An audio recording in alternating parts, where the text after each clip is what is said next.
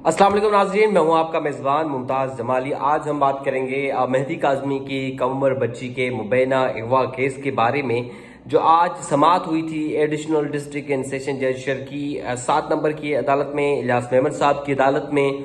उसमें आज क्या पेशरफ्त सामने आई है, क्या आज डेवलपमेंट सामने आई है, वहां पर क्या हैपनिंग्स थी, वो आज हम अपनी इस वीडियो में कोशिश करेंगे कि मुख्तसर करें, कंसाइज एंड क्लियर करें और आपको आज की होने वाली तमाम सूरत हाल के बारे में, आज के होने वाले पेशरफ्त के बारे में आपको आगाह करें। तो सबसे पहले आज समाअत हुई है एडिशनल डिस्ट्रिक्ट एंड सेशन जज चरकी की अदालत में, यानी कि एडिशनल डिस्ट्रिक्ट एंड सेशन जज ईस्ट इलियास मेमन साहब की अदालत में।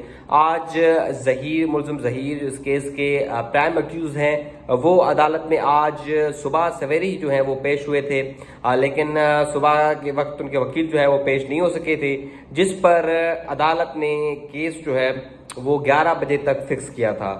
लेकिन 11 बजे तक जो है फिर एक और वकालतनामा गालिबन फाइल हुआ है, जिसमें एक और वकील भी सामने अब आ रहे हैं, मोहम्मद फारूक साहब, और वो मुमकिन तौर पर जो मुलजिम जहीर हैं उनकी जानिब से पेश हों।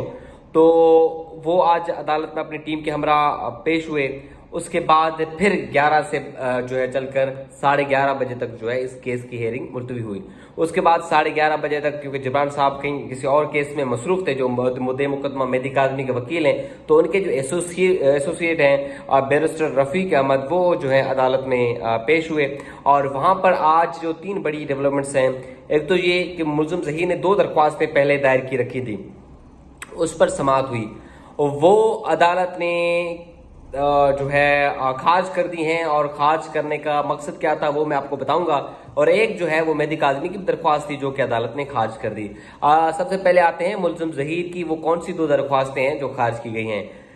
देखिए जी, मुलजिम जहीर की जानिब से 2 दरख्वास्तें दायर की गई हैं, जिसमें उनका ये मौक़िफ़ था कि एक तो बच्ची जिस शेल्टर होम में रह रही है वो शेल्टर होम तब्दील किया जाए, और दूसरा उनका ये मौक़िफ़ था कि बच्ची को यानी कि मुबैना मुग़विया को उनसे मुलाकात कराई जाए।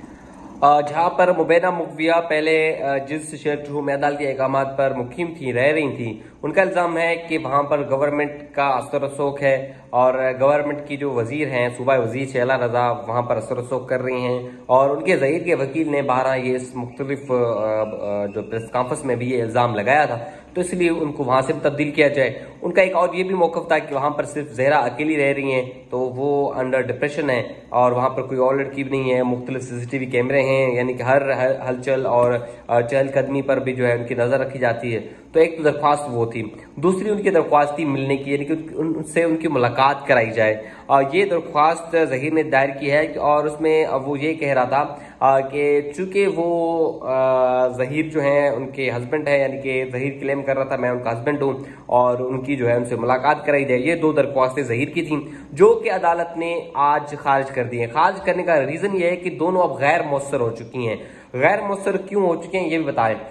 चूंकि एक तो बच्ची अब अपने वालिद के पास है, तो लिहाजा आप शेल्टर होम में तो है नहीं, तो शेल्टर होम तब्दील करने की दरख्वास्त तो गैर मुअस्सर हो चुकी है। दूसरी मिलने की जो दरख्वास्त थी वो भी इसलिए गैर मुअस्सर हो चुकी है, वो जो है बच्ची है वो अपने माँ बाप के पास अपनी रजामंदी अपनी खुशी से रह रही है, तो मिलने का कोई जो है तुक नहीं बनता। दोनों जो है दरख्वास्तें गैर मुअस्सर हो चुकी हैं। अब मेहदी काज़मी ने जो दरख्वास्त दायर की थी कि बच्ची मेरे हवाले की जाए, ये दरख्वास्त उन्होंने दायर की थी वहां पर, वो भी इसलिए गैर मुअस्सर हो चुकी है चूंकि अब बच्ची तो उनके हवाले हो चुकी है, उनके पास रह रही है, उनके घर रह रही है, तो ये तीनों दरख्वास्तें जो है गैर मुअस्सर हो चुकी हैं।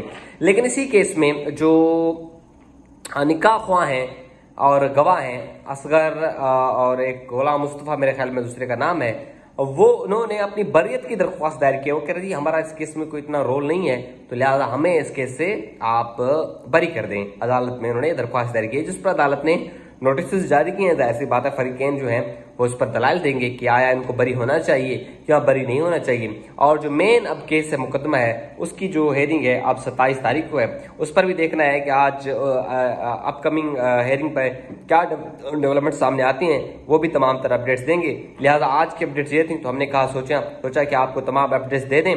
तो सुबह से हम वहां थे, और कुछ लोग ये सवाल कर रहे थे कि आया मेहदी काज़मी ने अपना वकील तब्दील कर लिया। जी बिल्कुल नहीं, जबरान नासिर मेहदी काज़मी के वकील हैं, बैरिस्टर रफीक जबरान नासिर के एसोसिएट हैं, तो वो उनकी जगह आए थे। इससे पहले एडवोकेट जहीर हुआ करते थे, तो जहीर साहब अब जो है माशाल्लाह जज बन गए हैं, और उसके बाद अब जहीर की जगह बैरिस्टर रफीक जो हैं आ रखे गए। तो ये आज की अपडेट्स थी। तो जो दोस्त हमारे नए चैनल में नए हैं उनसे यही गुजारिश है कि चैनल सब्सक्राइब करें, क्योंकि आप केस अमल से हमारी हौसला अफजाई होती है। और जो केस से मुतल्लिक जो सवाल है तो नीचे कमेंट्स बॉक्स में ज़रूर करें।